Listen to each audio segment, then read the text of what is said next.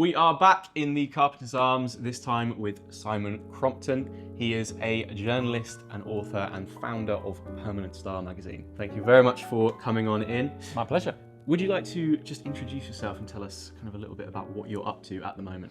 Sure. So my name's Simon Crompton. I am an author, written several books on menswear, and the founder of Permanent Style, as a website that's been going for 17 years now.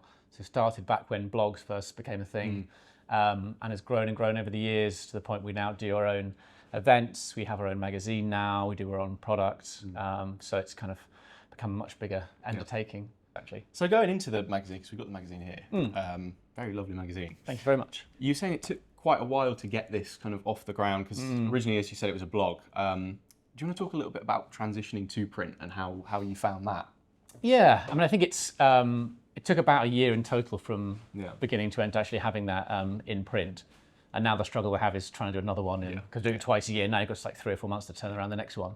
I think the nice thing about trying to turn the blog into a magazine is that we have lots of great content. Like I've written something 3 times a week, Monday, Wednesday, Friday at 9 a.m. for pretty much 17 years. So there's 3,000 plus articles there. Like a huge amount of stuff to draw on. Most of it's still kind of very relevant. It's evergreen content. And the last 5 or 6 years, we've had amazing photographers. So this time round, for the second issue, we have 4 or 5 features and a couple of columns which have never been online, just been in the magazine.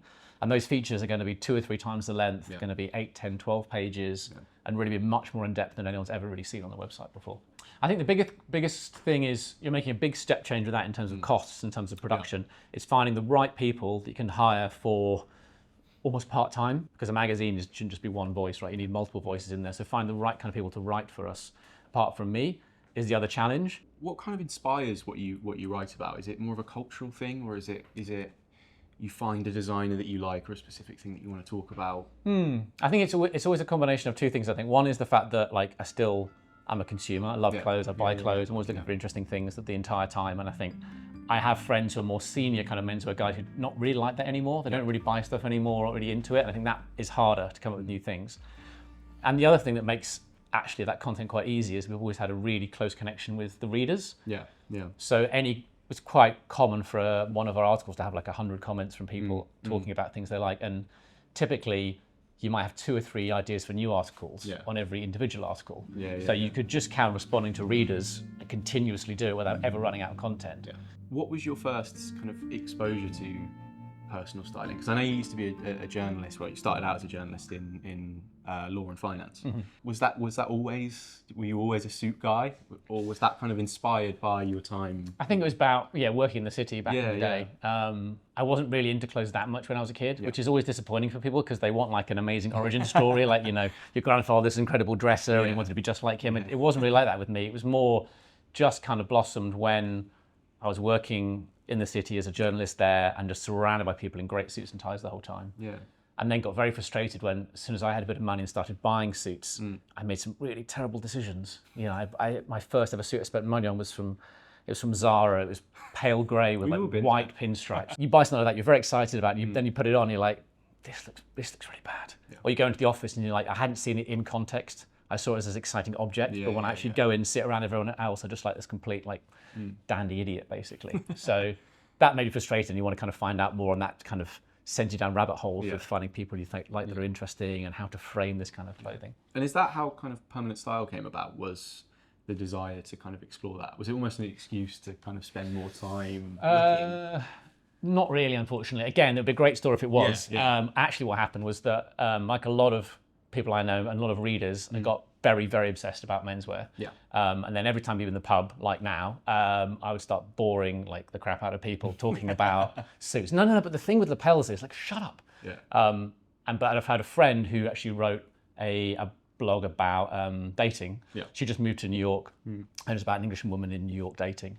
And she said, you know what you should do? You should do a blog, because that's what everyone's doing, and you can do it for free.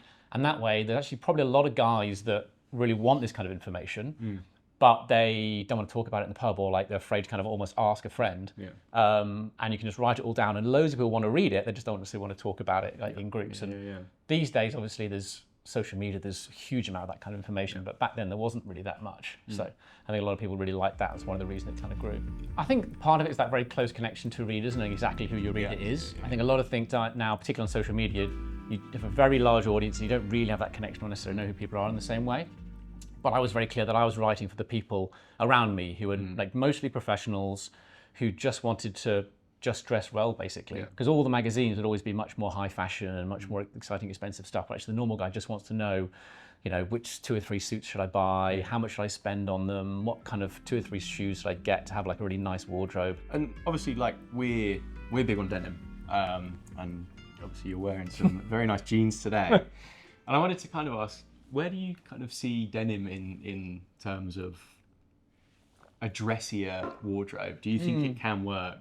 Do you see maybe like denim suits becoming a thing?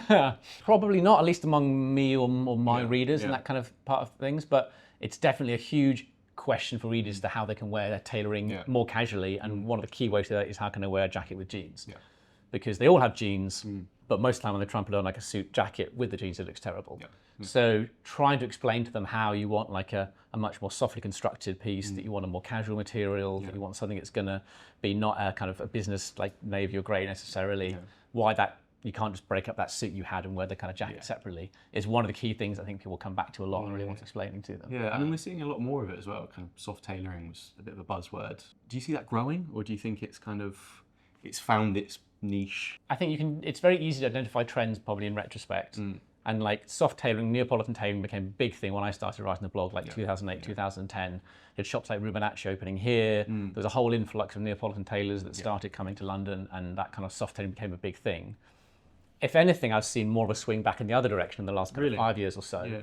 Strong-shouldered, more structured, more kind of like, in some ways, kind of sexier, bolder kind of like suit. And that seems to have fitted into what people use suits for a lot these days, which is actually kind of going out, going clubbing, going for a date, whatever. They want something slightly more bold rather than just a jacket for every day.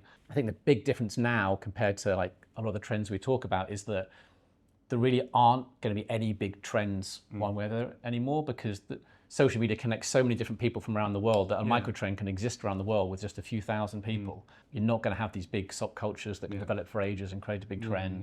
Do you think that's a good thing?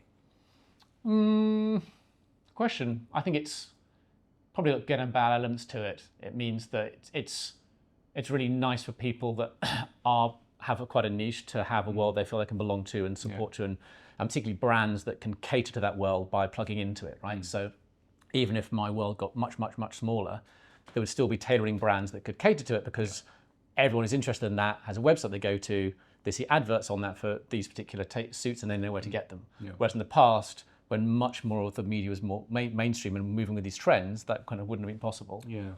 But on the negative side, it probably makes things a bit more boring, because it's just less interesting when things don't kind of change that much. You'd have big kind of new change to talk about. I'm sure it's got reflections in a lot of other areas of culture, probably. I mean, people talk about this idea of, like, from a cultural point of view, like sort of the end of history from when it comes to music or film or other things, because everyone can see and access the entire history of that, music and film very easily. And you see that as a reason for why new music and new film is kind of so bland. And maybe that same kind of thing is happening here as well. You must have guys, in the shop who, are just like denim heads. And then people in my world who think it's horrific to not wear a tie or not wear a jacket sort of every day and obsess about really, really fine handmade things. It's almost interesting kind of trying to clash those worlds and see how they can work together, or have two people with seemingly different aesthetics talk to each other and interview each other, and actually find they have a lot in common in terms of the things that they value. Craft might bring them together, or heritage might bring them together, even if the results are kind of very different. Well, I think that's probably what we have in common, because I don't think I've ever owned a suit. I think I may have owned one suit, but I completely agree with kind of where you come from in the terms of that heritage, in the terms of that quality.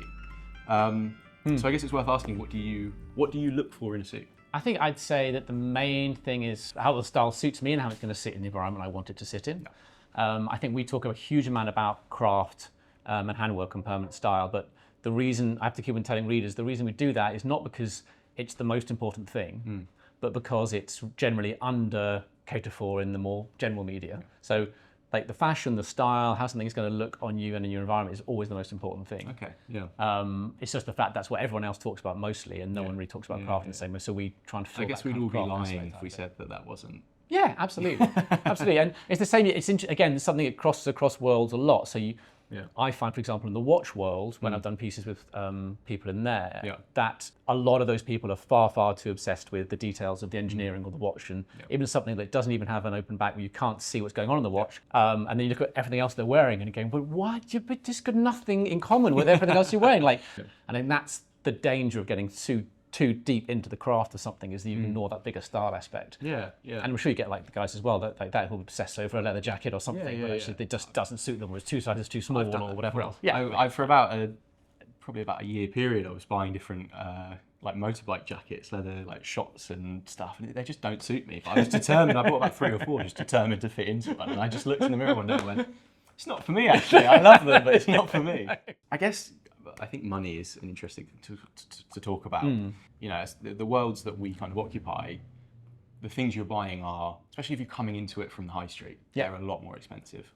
How do you kind of justify those prices to people? And do you? I think I'm always aware that I can push it too far. I think that point about kind of craft and valuing handmake on things, we talk about that a lot, and I think that lulls people into a sense of the fact that it should be normal to spend £5,000 on a bespoke suit, or even £8,000 on a bespoke suit. It's not, and I don't think people should spend that amount of money if they can't afford it. One big reason is the fact that your taste will change and your body will change, and in 10 years' time, there's a good chance you won't be wearing that suit again. You know, and you don't know what, even if, like we said, there aren't as many trends as there used to be, there's always going to be that kind of reasons that means that it's not going to last forever. So people should only buy like what they can afford. Where do you get your inspiration from?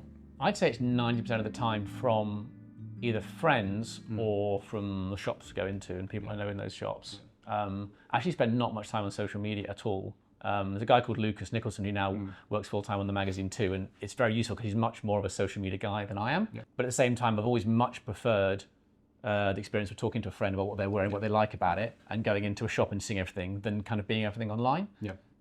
So we try to like push that sometimes with, we do more like reader profiles or what we call how to dress like features, where we talk to an individual about every aspect of their style and how they bought it, what else they've tried, why it fits into what they wear. So it's a little bit deeper and you understand it a bit like talking to the person. And then we also try and celebrate shops. You know, retail should exist, why retail is great, why it's so much more easier and satisfying and interesting, and develop relationships with people when you have shops like that. Mostly friends and mostly people in menswear. The 2 guys who run a brand called Robato, Carl and Oliver, I think have got fantastic style, and they started running a vintage shop in Stockholm, then very much went to fine shoes and tailoring, and then kind of like come back to some kind of elegant casual point in between. So they've seen it all, and I think their style is fantastic. There's a guy called Manish Puri who writes for us all the time, who's got fantastic style. A friend of mine called Tommaso Capozzoli, who is an older guy, lives in Florence, used to work for a shoe company called Stefano Bemmer, and now runs a luxury travel company. A guy called Lorenzo Sodi, he's a photographer we used recently as well. I love his style. I think it's often the people that appeal to me it's in that kind of smart casual aspect where somebody, they're not wearing something you're necessarily going to remember. Or did you see that guy's like returning to the grey suit with the white pinstripes? But it's just like, that guy was really well dressed, and he sort of draws you in. You go like, oh, that's interesting. Oh, so he's got that, and then, oh, I like the way that like he's got. I never thought green and yellow would work really well, but that's really nice, and actually the texture on that is fantastic. Those little things, that's what really brings a lot of menswear alive, and that's the kind of stuff I often value in people. Usually to end every episode, I always ask, what's one piece of styling advice you'd give everyone? But considering that is essentially your job is to give styling advice, what I want to ask you instead is, how does someone find what works for them? I think, unfortunately, it's a lot of trial and error. You've got to try things and then be honest with yourself about whether it is you. I think some people say, oh, if you try 8, 10, 12 times, suddenly kind of fits. That can happen sometimes, but most of the time you know within a couple of wears really whether something suits your style. And I think actually the black leather jackets with you, I can kind of identify with that. I have one vintage one I really love, but actually every time I put it on, I'm trying to make it work. I'm striving to make it work.